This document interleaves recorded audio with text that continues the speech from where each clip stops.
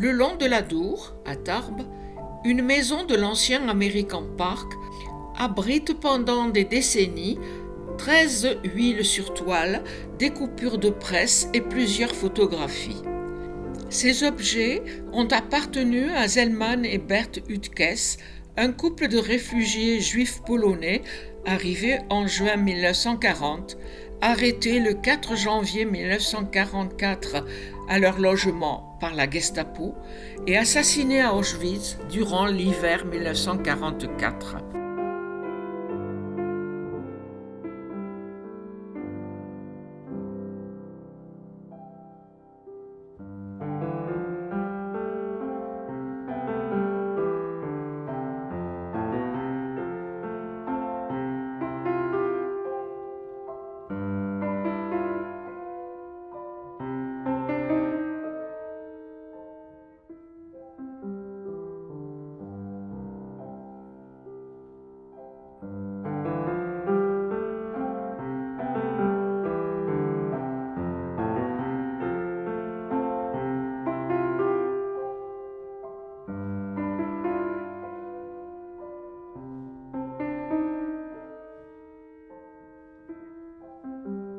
Dès le début du XXe siècle, un groupe formé par des centaines de peintres étrangers, notamment juifs, installés dans le quartier de Montparnasse, se voit attribuer le nom d'École de Paris.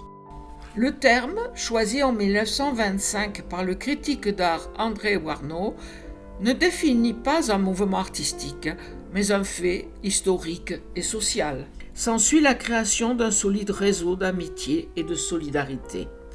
La Seconde Guerre mondiale, l'occupation et la Shoah mettent fin à ce vivier artistique et abrègent brutalement l'existence de plusieurs de ses créatrices et créateurs.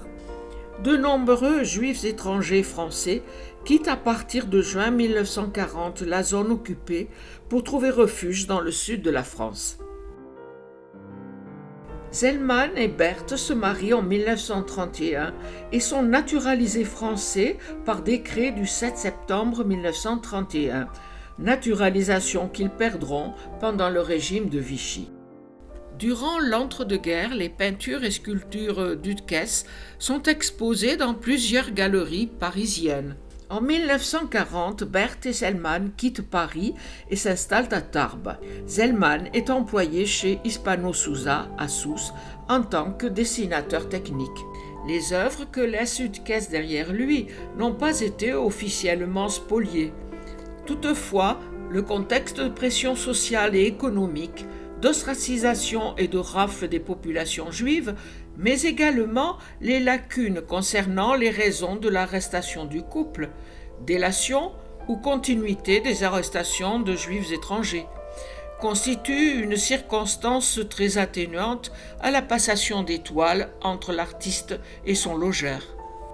Ces objets finiront par être déposés au musée de la déportation et de la résistance en 2024 afin d'éviter une dispersion du fonds et de mettre en lumière un artiste oublié. Cette première exposition, organisée depuis la mort de l'artiste, sort ainsi de l'ombre son parcours et son œuvre. Cette nouvelle visibilité pourrait permettre de retrouver les légitimes ayants droit du couple encore inconnus.